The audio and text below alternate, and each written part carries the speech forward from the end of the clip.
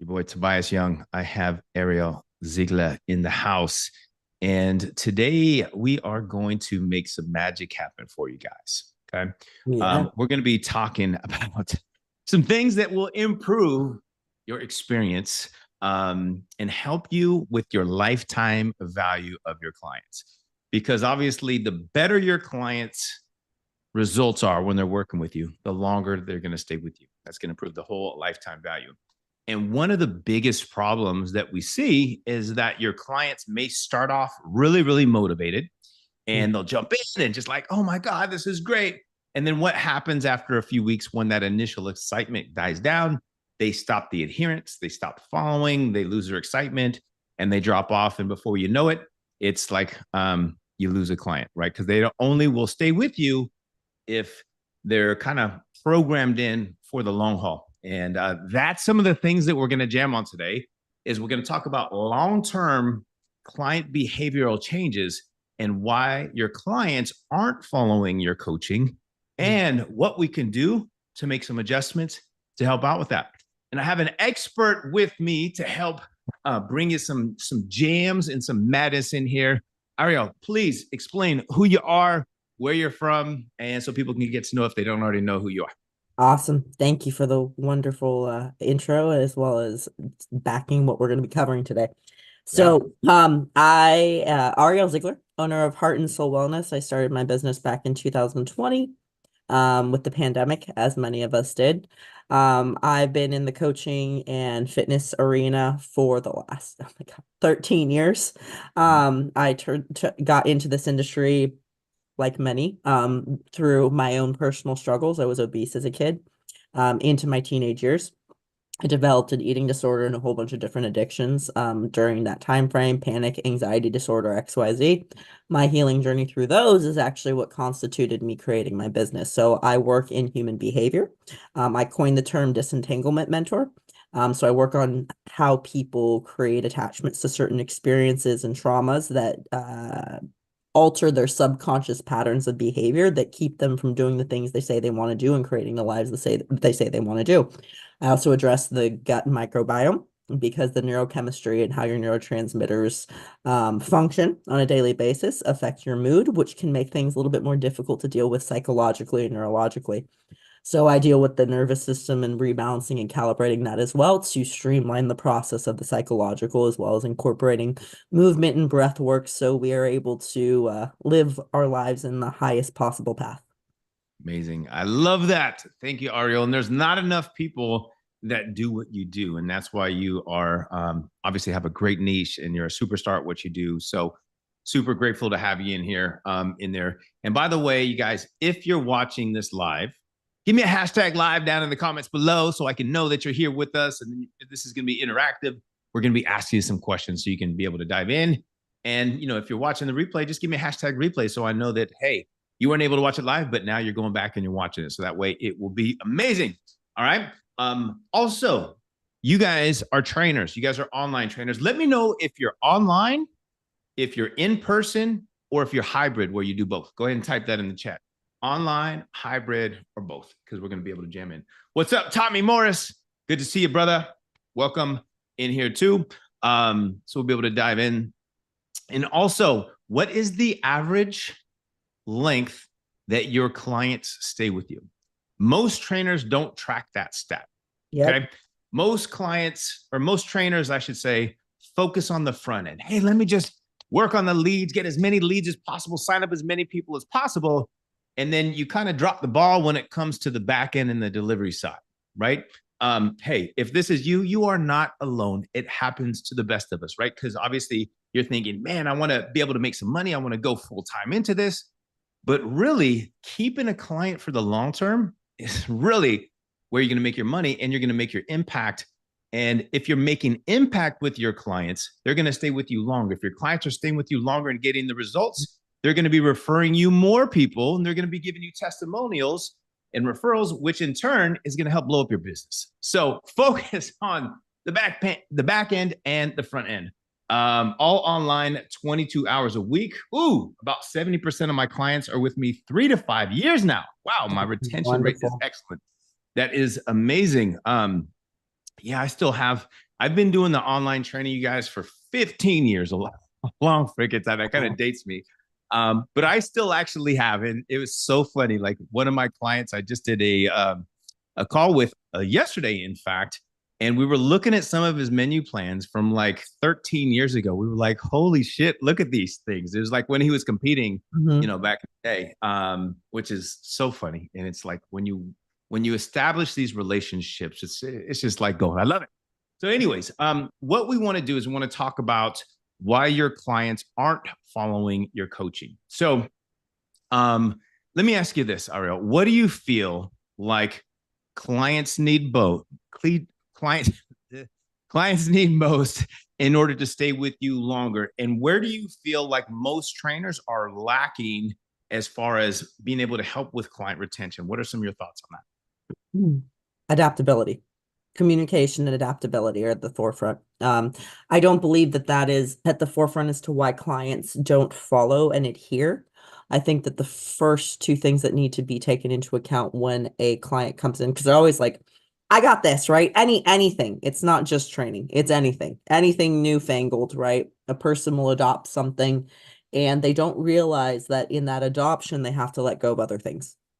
They try to take it on. They like to bring in new things. They're not realizing that the decide means to cut off, requires letting go of other things. And they don't always take into account that thing. So it's a shift in identity to be able to acquire the tools to succeed within this arena. And people don't realize that when they are deciding to change. They think this is going to be, the next 30 days, the next 60 days, 90 days, whatever, that then they'll be all good and they can just go back to whatever, right? You and Mhm. I both know that's not the case. This has to be the long haul for good. And so when a client is shifting their identity or their persona, they don't also shift their values. And if those two things are not taken into account, um, it's not going to be a long-term change. It's going to be superficial. Unless they are in so much agonizing pain that by default, like a stroke victim or someone loses but they are, because of the traumatic event or the painful event, they are relinquishing the old identity or they are relinquishing the old patterns or opening up the time and creating the time because their value set has changed. But the majority of the populace is not that way. So the trainer or the coach has to take into account and create this at the forefront of their offering. Yep. We need to take into account your identity and your values changing to create this as a long-term behavior change. Yeah, I agree. I believe it all starts off in your onboarding process, Mhm. right? Because clients want this particular result. Usually it's more of a shorter term result because they're like, oh, I want to get in shape for summer, or I, Yep. had a baby, I want to lose this baby weight and all these things. So those are more like short term things. But ultimately, we know that clients need long term success. Otherwise, they go through this roller coaster. They gain weight, they lose Yep. weight, they work with a coach, they go off on their own, then they need one again, and they go off on their own and they do a diet, and then they do this, they join a gym, they fall off. And like 90% of the people that try to do this on their own fail. It's because they don't have the proper coaching. And that's why you all as trainers have this amazing impact, which I love. And that's why we're in this. We're not in fitness to be like rich millionaires. We are in it because we love helping people. We have a genuine passion. And usually it stems from something that we had lacking Oh yeah. from us when we were younger. Like I had things that were lacking in my life, and it caused me to get into fitness to kind of fill that void. I grew up without a dad, so I kind of had that void of like, I didn't have any male role models. I felt like I wasn't, didn't have that masculinity around, and I was like picked on by older people, and I was like, by older guys and stuff, and it was just like all bad. And I felt like I had to be stronger to be able to, use that. And it was just like, it's all things that are in our head typically, but then there's also behavioral change things that you said you were overweight, and it's like that caused you to like, I want to learn how to solve this problem. And then obviously you learn how to solve that problem. Now you help others solve that problem because you don't want others to experience that pain that you went through. And usually it's like, it's a deep pain. You guys type in the comments why you got into fitness. What type of pain were you in that actually caused you to like make that change? Because most people don't just like get super into fitness and become trainers just because. It's No. usually because like we have a passion to help people to avoid this type of thing, maybe because your mom died of diabetes or whatever it is, it's something close to your heart caused you to think, I want to make a change in other people's lives because of this. Even if we don't think about that consciously, it's subconsciously, it's in there. One person says, every client I have is from word of mouth. That's great. But Beautiful. just think about now, if besides word of mouth, if you had marketing, on the front end in there too. So you said communication. Yes. Can you elaborate on what you feel would be effective communication with a client and what I would be ineffective? I believe that there is no such thing as too much communication. I would rather know too much as opposed to too little. I prefer knowing everything that my client is going through. And I mean, obviously, I coach from a mentor from a different arena, much more behavioral, but I still feel that complete and utter transparency as to what's going on and the life stressors XYZ is paramount for the coach to know, because if the coach is actually acting from integrity, he's not going to be giving a plug and play. He's going to be Mm-hmm. coaching and mentoring from a place of that's not working because your kid is this, this, and this. Let's see how we can shift this, this, and this to be able to make this work. Right. So if the coach is just saying, you need to do this program, you need to do this, it has to be this way, it has to be this way, it has to be this way, and doesn't have a degree of empathy or introspection, that's going to create tension within the relationship. So the client has the responsibility of conveying, and the coach has the responsibility of being able to alter and show up in a different way, because that's what we're here for, is to teach, is to mentor, is to show them how to make this an applicable thing for the rest of their lives. Yeah, 100%. And what do you feel this, Ariel? What do you feel is the biggest cause for clients to not comply with their coach? And whether that's nutrition or it's mindset, if it's workout related, like what's the big reason why? Because I think if we can figure out why they're not compliant, then we can kind of like figure out the solution to that problem.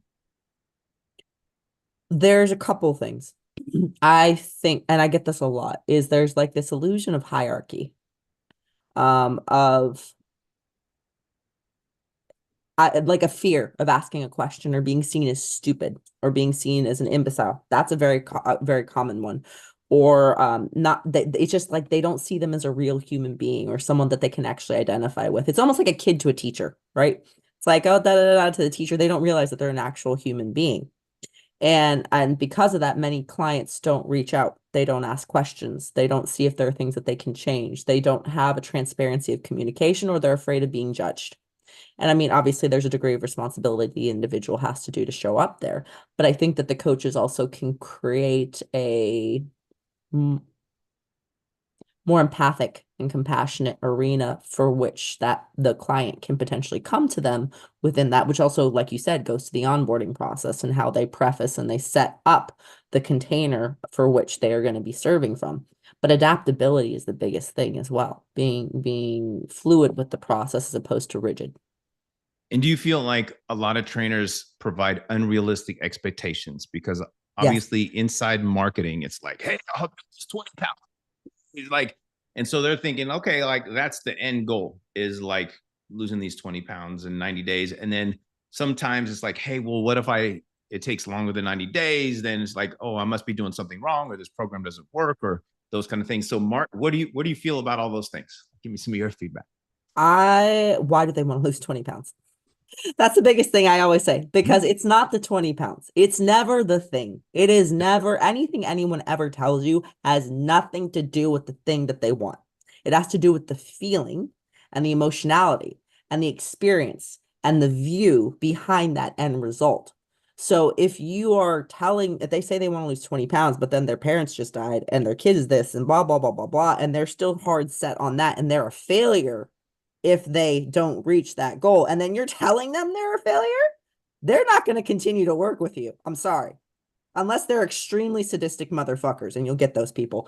But most of those people, even though they're the one who failed out on it, they're not going to continue to work with you. If you create and have enough emotional intelligence and an opening and what's the word, reframe to the circumstances to give them leeway and then potentially work with them through that, 90% of the time, the client will re-sign with you regardless of not reaching that goal because you were able to work with them. Yeah, and framing it obviously that it's a long-term, Mhm. application is so crucial. And I know that we kind of touched up on that too. One thing too is the nutritional application. Yes. Because most clients that, let's just say the client that wants to lose 20 pounds is they're like, well, just give me a menu plan and, and I'm good. We know that um, there's a million menu plans online. And if it was just as simple as like, oh, great, having a menu plan, if that would solve all your problems, no one would be everybody would be obese. freaking Yeah. six packs and Yeah. Yep. bikini bodies, right? So that's not what it is. So obviously with the nutrition application, what would you tell an online coach that's wanting their clients to actually adhere better? What can I do nutrition wise to be able to help them see success and stay with me longer? Give them flexibility, number one. Don't give them a fucking meal plan. You can give them a meal plan, but give them a meal plan because I do that as well. Like, because I work a lot on autoimmune and gastrointestinal diseases a lot, which are a result of oxidative factors, which is hypervigilance chronically turning on genetic factors. So I do give meal plans because I work in bringing down the inflammation in the gut, etc. But this is an outline. It is not meant to be rigidly adhered to because I'm not trying to keep you here the rest of your life. There are certain protocols we need to keep in place, but this is a short-term time. Let's educate the client on how to eat for the rest of their lives, right? So education on how to teach them to eat for the rest of their lives. I like the 80-20 rule. Everyone's a little bit different. Once they get to that maintenance phase, how can we create 80% whole foods, 20% here, and then addressing their societal connection or familial connection with food. Food is the number one socially accepted drug. Is that it? That's simple. It's been conditioned since the dawn of time. And then we create social and familial interaction and connections. And you get all these oxytocin, all these neurological and hormonal signalings. I mean, you're telling them to put the cookie down, but it's not just the cookie that they're putting down, it's their fucking family. Like, so if you're not addressing the psychological, the emotional aspects that people create an attachment to food, they're not going to do it. Again, only the hard hustle guy David Goggins style will be able to do it for a short time. And then because anything counter to freedom is only going to be short term, they'll find other arenas in which to cope. They'll find other arenas in which to self-medicate because you're not giving the freedom within their food. Yeah, I agree. Like, because obviously, if you work with a competitor that has 8 weeks or 12 weeks and you have to give them very specific portions and all that stuff, yes, a meal plan is going to be what they are going to need for that specific result. They don't mind eating chicken, broccoli, brown rice, and they need to know exactly how much. And like, I want the best carb, the best protein. Yes, in that case, it's going to be a freaking menu plan, right? Yes. Or for competitor for a bodybuilding show. Yes. Yeah, that's what I'm talking about. Yeah, exactly. But outside that, it's not realistic the rest of your life. It's that simple. Yeah, it's not sustainable. Let me tell you this. I competed for 16 years. I took it to the highest level. I turned pro. But guess what would happen to me after every one of my shows where I restricted myself for 16 weeks? You rebounded. Fucking blew up. Yep. I blew up. I like couldn't stop eating. The first thing I do after my show, I would go to the pizza parlor. I would eat a whole pizza. I would have lasagna. I'd have ice cream. I would have cookies. And I couldn't stop eating. That's the thing is once I had a little bit of sugar because I neglected myself for so long, it was like a machine. And then I craved it every single day until I freaking blew up. And I was like 30 pounds heavier in a matter of 2 weeks. And I was like, oh my God, everything was puffy on me. It was miserable. People were like, you just competed. And you're not the only one. You're not the only one. My first show, my best friend and I, we went to Sizzlers that day. We broke the ice cream machine and then we went back and he still got an entire family size bag of cereal and a pizza and he continued for 3 days afterwards. I was good on one day, but it's chronic. I mean, within the bodybuilding arena, unfortunately, it's a high prevalence of eating disorder development. And that's something that I dealt with specifically coming out of my own. And then I helped a lot. That's actually part of what got me into behavior change is like that high amount of like bikini and figure girls just churn and burn. And then you don't reintegrate their hunger hormone signaling is fucked. It's a mess. Yeah, it's terrible. So, and it's over restrictive as well. Like when you're doing all those kind of diets, which is so bad because then everything is completely off. And most trainers don't teach the clients how to reverse diet off of a plan also. So it's just like, here and then cold turkey, and then they don't know how to kind of adapt. And Like, then drop they them. go through all these. Yep. Yeah, psychologically, they are so messed up after a show because they're so used to getting judged by how they look, and everybody's like, "Oh my God, it's incredible!" And they go from Not that to the next realistic. month It's where they're not. like, Yeah. oh, exactly. So, it causes a lot of problems for a lot of competitors. And this can also be for people that do photo shoots and other kind of things, and Oh yeah. even certain sports as well, when you have to lose weight for a particular, sport. Someone said, I've found that my clients who are wealthy are the most coachable. The bosses and business owners really take instruction well.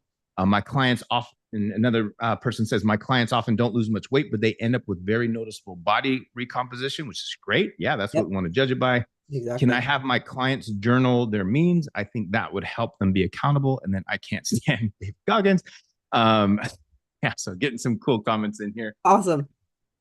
Yeah, which is great. So nutrition wise, obviously, those are some key things, is creating something that would be sustainable for long term. What are Yep. the foods that you enjoy eating? And obviously give them feedback if they're like pizza, burritos, da, da, da, da.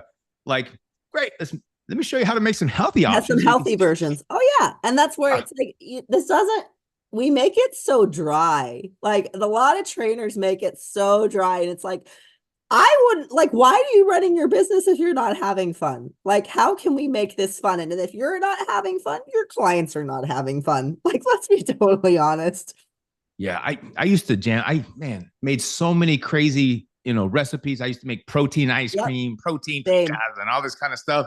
Low carb this. It was like not necessarily without carbs, but it was like low carb tortillas, where it's like high fiber and all those kind of things in there too. There's so much cool stuff that you can make if you're just like do that. And I tell you what, trainers, like if you create some really cool meals that are healthier options of something that would be completely unhealthy, you think you post about that is going to attract so many Oh potential God, clients yeah. for you. That's what people Yeah. want to do, is they're like, I want to have this enjoyment, but I don't want to pay the Exactly. sacrifice with all these extra calories. So if you can help people solve that problem, bam, that is a great social media Lead um magnet. for you. Lead Yes, magnet right there. lead magnet, there you Yep. go. Lead magnets.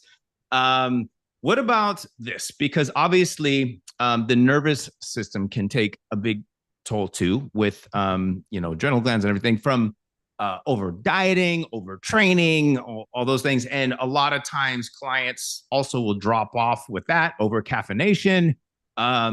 What would you say about nervous system restoration? Any advice for the trainers to give any advice that you can give to the trainers where they can help the clients? Two things that all trainers should do, I don't care who you are, is you should be making sure that your clients are getting at least 7 hours of sleep. Number one. Number two, some sort of breath work or meditation practice. That's it. Very simple. Doesn't take much. I don't know how. You should be educated. Like, I'm sorry, as a trainer, you should be educated. This is just the bare basic of central nervous system, fight or flight, rest and digest. If you don't know how to meditate, you are lacking, you are not having integrity in your business, because that means that by definition, you are not taking care of your nervous system, which means you are not leading in integrity. So you need to incorporate some sort of breathwork practice for all of your clients, because that's going to give them the ability to bring themselves to the now instead of this chronically upregulated, hypervigilant state that 99% of the population is in, which is why they're stressed, which is why they're overeating, which is why they're running around, which is why they're hiring you. So bring that balance back to them and make it super easy. It takes 5 minutes to add that to every single client's programming. It could be a 5x5 box breathing. It could be a 20-minute meditation practice. It could be some theta or delta brainwave tracks. You can play with it, like see what works for you and see what could work for clients. I have most of my clients progress upwards. We start with 10 minutes and then we go up, because there's a deeper state of brainwave activity that starts to get activated when you go into that delta theta, which is also a very creative process as well, but that's another conversation for another time. So I would say 7 hours of sleep minimum. If your clients can't figure it out, you should write them a protocol for the bare minimums of sleep hygiene. You should be educated on that. And then a meditative or a breathwork practices doesn't take much. Nice. Yep. And one of the things that I do is, and there's different types of meditation, you guys too. So one way that I would do it is more of an active meditation sometimes, where I'm actually just completely Everything is tuned out, no cell phone, anything around. I walk around a nature trail and I'm just literally in the present moment, working on my breathing and just doing walking in there too. And you just kind of like revamp your whole thought process when you're in, you let everything go. And I'm sure Ariel has some really cool things that she can dive into on another session where we can go into some of that stuff too. So I can give you a Vipassana meditation that my mentor sent me that I love. I have a 5x5 box breathing that we can put in the chat, whatever you want to do. yeah, if you guys want the 5x5 box breathing kind of like formula in there, type it in the chat. Type it in the chat, and then we can get that over to you too. Just to go over some more of these comments. The more accountability I give, the more my clients keep returning. Most of my clients say their coaches don't check in enough. The meal plan hasn't mattered as much. I also like to take it to show with my clients. Clients seem to be more receptive. Somebody else says, I stress sleep daily. I'm a mess on anything under 6 hours a night. I am too. I need 7 to 8 to really be optimized. Replying to Facebook user Matthias, great info. Thank you, man. Thomas Morrison, you're welcome.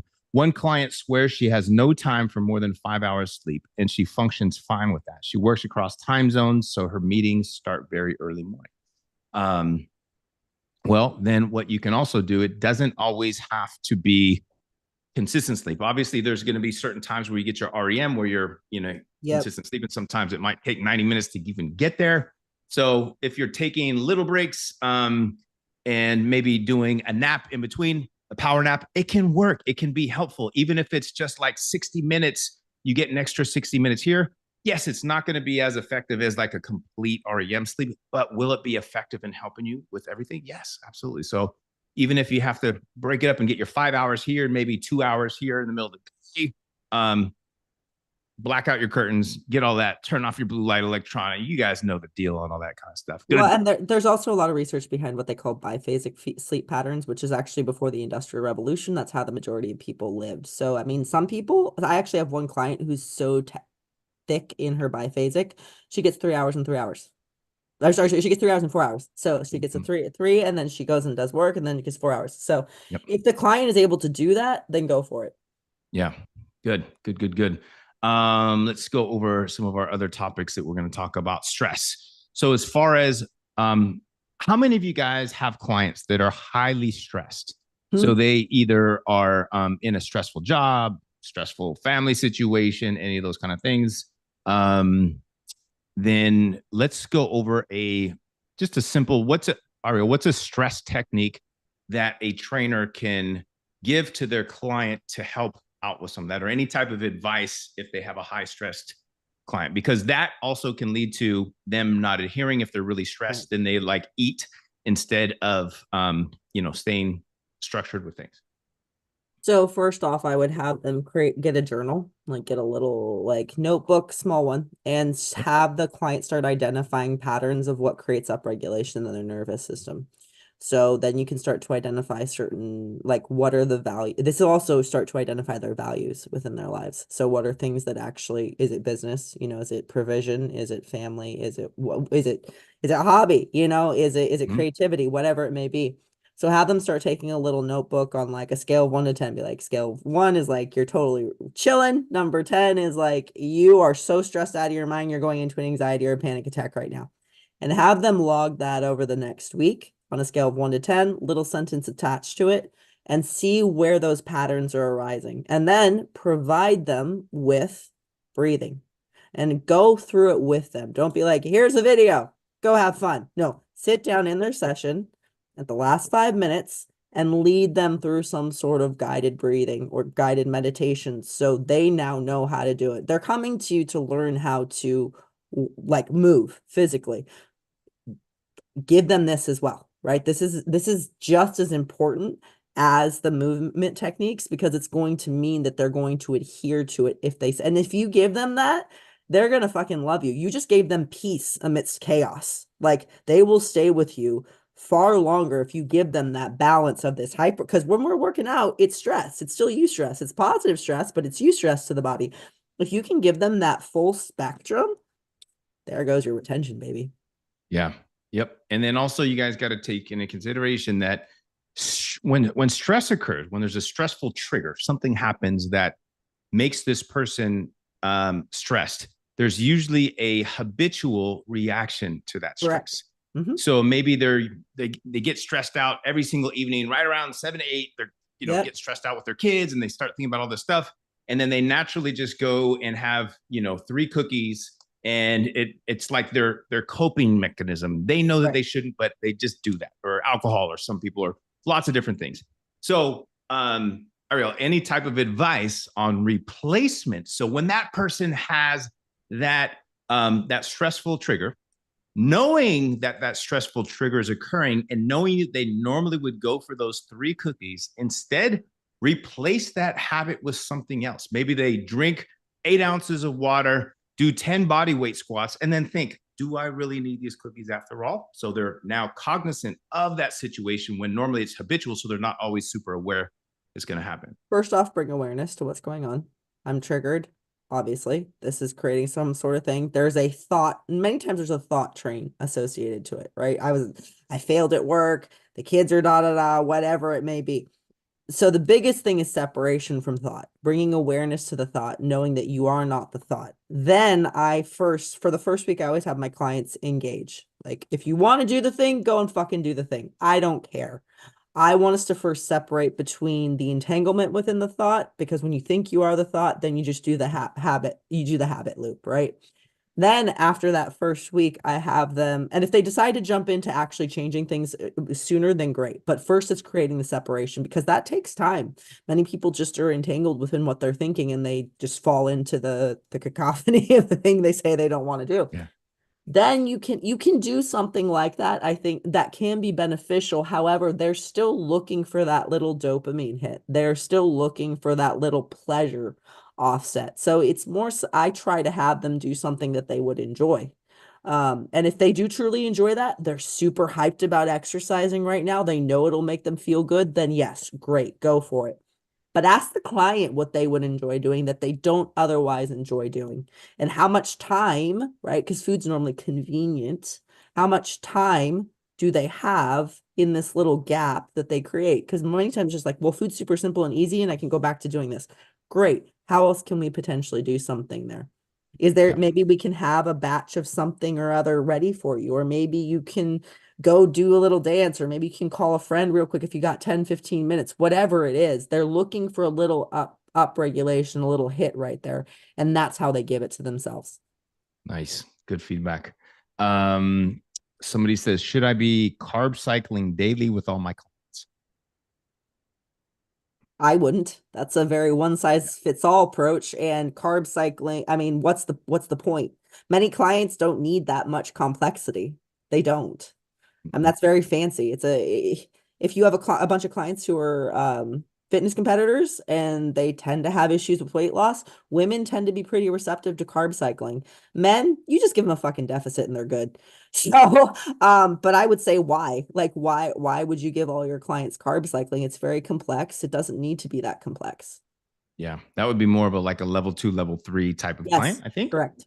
Correct. And then somebody says, yes, highly stressed, they struggle to lose weight. Cool. Next thing are habits. So what I think a lot of trainers also neglect is installing habits into the overall plan.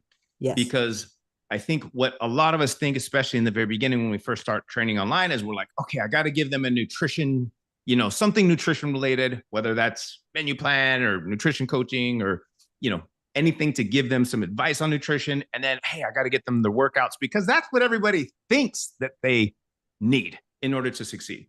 We know they need a lot more than just that. They need some reprogramming. They need habits. They need to learn more about, like, let's just say you have a level 1 client and they're just like brand new to all this stuff.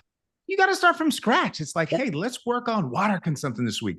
Yep. You don't drink any water. You drink 3 sodas a day, and that's your hydration, right? Let's start with 2 sodas a day and increasing to maybe 2 glasses of water. And then you slowly kind of tweak that and make it where it's up there where it needs to be, right?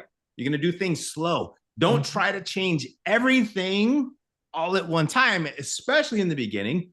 Otherwise, you're going to have some severe non-compliance because it's so away from what they've been doing. But with habit coaching, you can make things like one thing at a time. You guys all know precision nutrition and how they kind of Yep. coach you on that. You can put your own twist on it, right? It doesn't have to be exactly PN. You can have your own twist, but think about the things that they're going to need. Maybe they don't have any protein, they eat all carbs throughout the day, and you're like, hey, let's start getting you Yep. some protein. Or maybe they're skipping breakfast all day. So, hey, this week we're going to focus on not skipping breakfast. Get breakfast in within an hour. It doesn't have to be anything where they're following a strict menu plan, but you're getting them used to eating. And then you can go into like, better foods and all those things.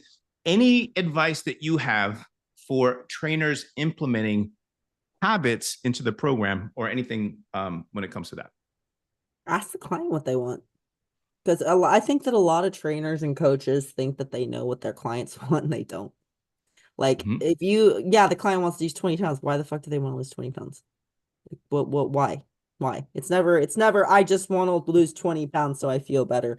If you're not digging deep enough, you don't actually know. And then when you go there, then it's like, oh, okay, maybe we need to implement some stress techniques. What's one thing that we can do daily? I can do a 5-minute meditation first thing in the morning. I can leave my phone off for an extra hour first thing in the morning.